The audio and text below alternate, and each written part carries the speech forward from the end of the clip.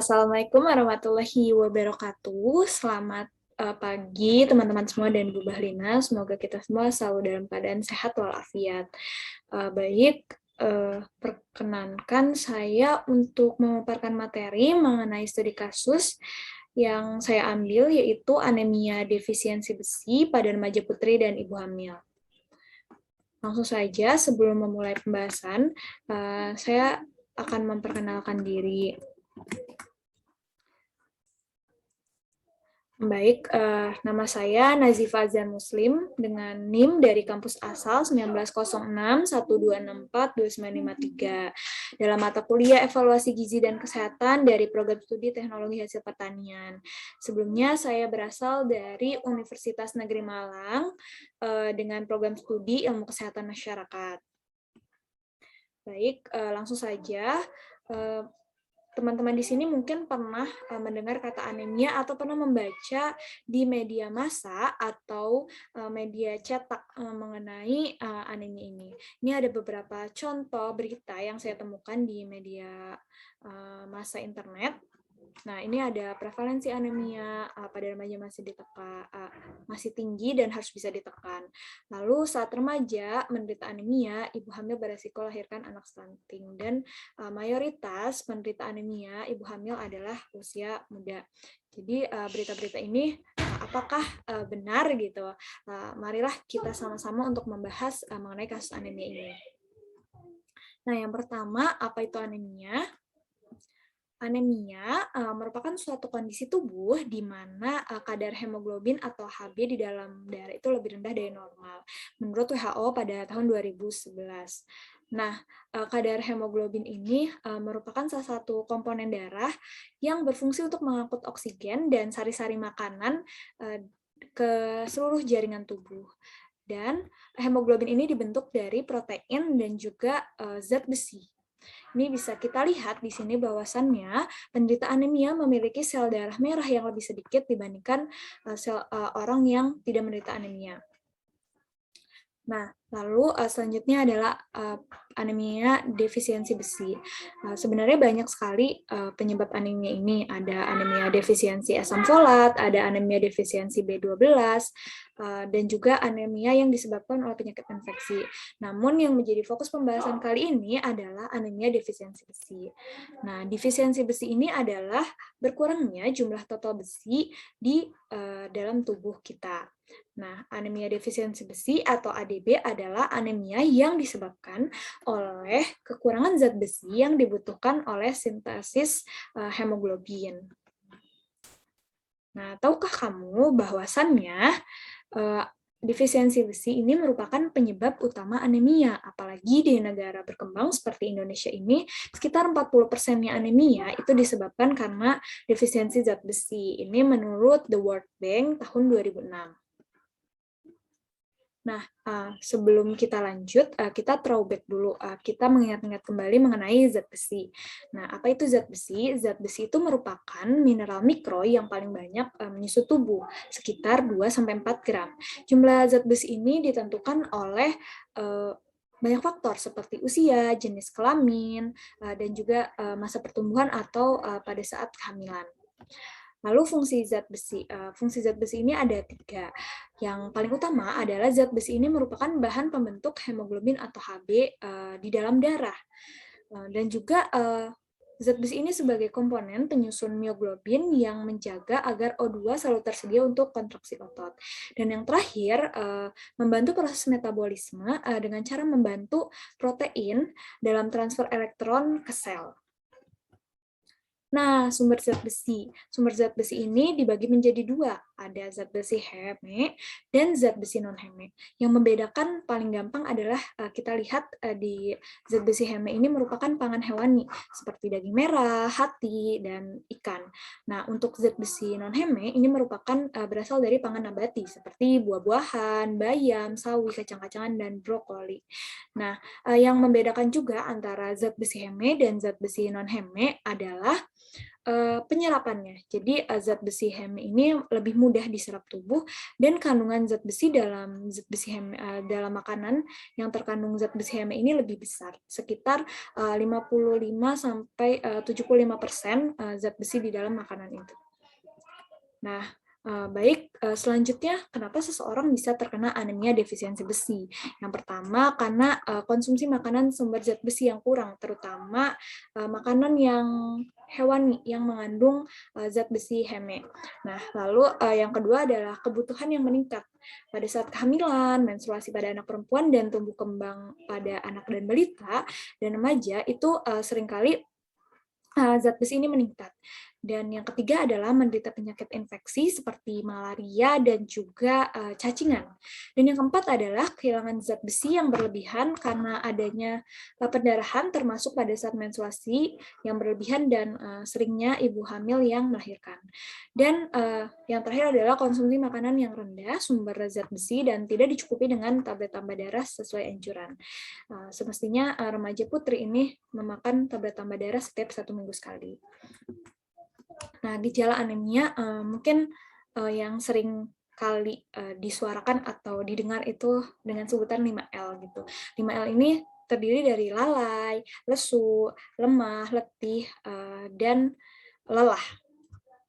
Selain itu, gejala anemia juga bisa berupa pusing, mata berkunang-kunang, mudah mengantuk, cepat lelah, dan lebih sulit untuk berkonsentrasi. Dan secara klinis atau secara fisik bisa dilihat juga bahwasannya penderita anemia ini pucat pada muka, kelopak mata, bibir, kulit, kuku, dan telapak tangan. Lalu dampak anemia defisiensi besi. Disebutkan di jurnal ini bahwasannya dampak anemia ini sangat banyak sekali ya. Yang pertama, menurunkan daya tahan tubuh, kebugaran, infeksi menjadi naik, lalu prestasi belajar turun, kinerja turun. Jadi banyak sekali dampak yang ditemukan dari anemia defisiensi besi ini. Nah, pada remaja putri, dampak yang ditimbulkan oleh anemia ini adalah menurunkan daya tahan tubuh sehingga mudah terkena penyakit infeksi. Penyakit infeksi itu seperti influenza, lalu cacingan atau malaria. Nah, lalu yang kedua adalah menurunnya kebugaran dan ketangkasan berpikir karena berkurangnya sel oksigen ke sel otak. Karena sel darah merah penderita anemia ini cenderung kurang, jadi kurang juga pasokan oksigen ke sel dan otak. Yang ketiga adalah menurunnya prestasi belajar dan produktivitas kerja. Nah, ini juga dampak anemia pada remaja putri. Jadi anemia pada masa remaja ini akan beresiko untuk terjadinya anemia defisiensi besi pada saat hamil. Jadi memang harus dicegah sedini mungkin. Ini menurut Lynch pada tahun 2000. Lalu apa sih dampaknya untuk ibu hamil? Untuk ibu hamil sendiri, yang pertama adalah meningkatkan resiko prematur dan BBLR atau berat bayi lahir rendah, dan gangguan tumbuh kembang, misalnya stunting. Stunting ini yang sekarang menjadi isu nasional untuk segera dicegah dan dikendalikan. Lalu yang kedua ada pendarahan sebelum dan saat melahirkan yang berbahaya bagi ibu dan janinnya dan bayinya. Lalu yang ketiga adalah bayi lahir dengan menderita anemia pada bayi dan usia dini. Ini tidak semua kasus, namun seringkali terjadi.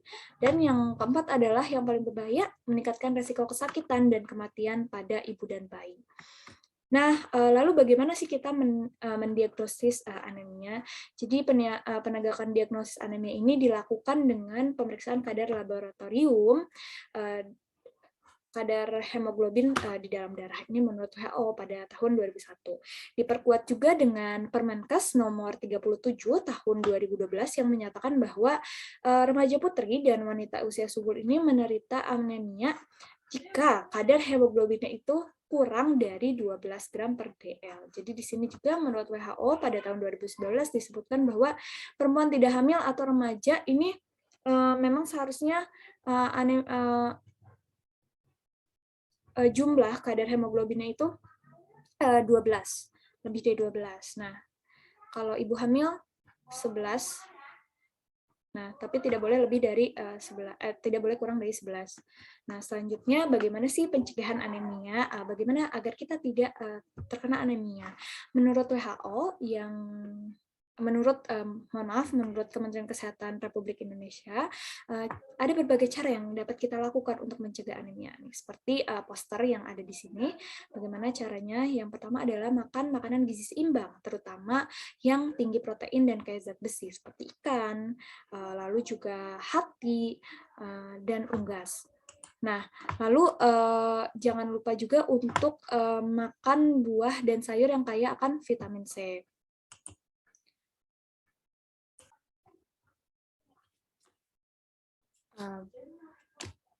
Oke, baik. Selanjutnya adalah kita harus memakan buah dan sayur yang kaya akan vitamin C, E, dan A.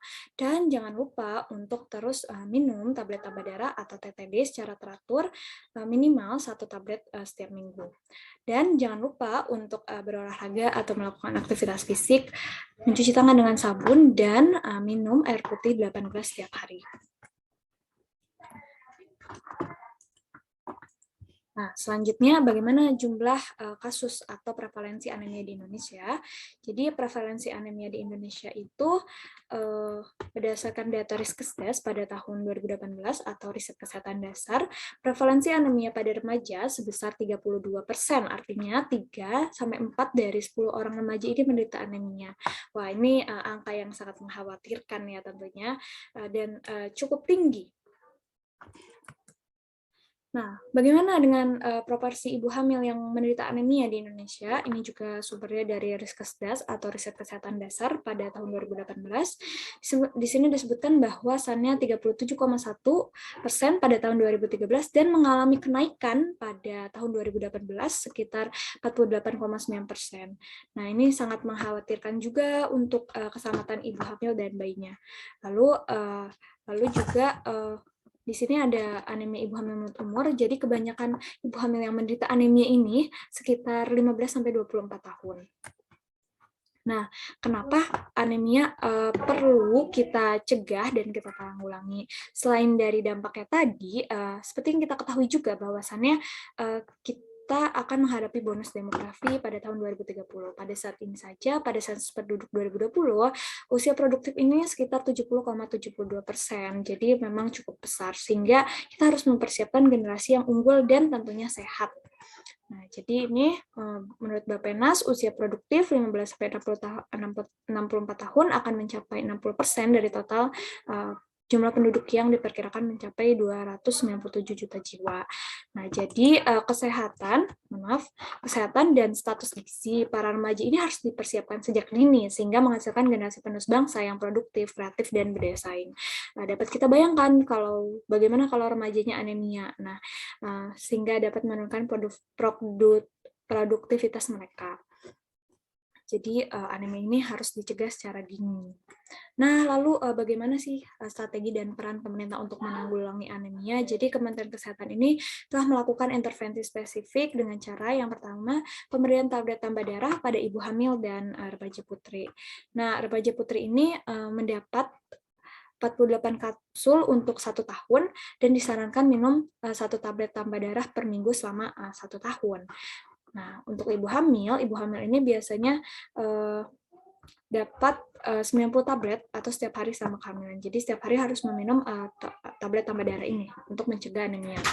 Lalu bagaimana untuk proporsi ibu hamil yang mendapat tablet tambah darah dan remaja putri? Nah, remaja putri ini sebesar 76,2% ini sudah mendapat tablet tambah darah. Namun di sini disebutkan bahwasannya masih remaja putri ini 98,6% ini belum meminum secara rutin. Nah, biasanya mendapat di sekolah. Nah, ibu hamil 73,2% ini sudah mendapat tablet tambah darah, namun belum dikonsumsi sampai 90 butir ya. Jadi prevalensi yang kurang dari meminum TTD kurang dari 90 butir adalah 61,9. Lalu bagaimana untuk meningkatkan penyerapan zat besi?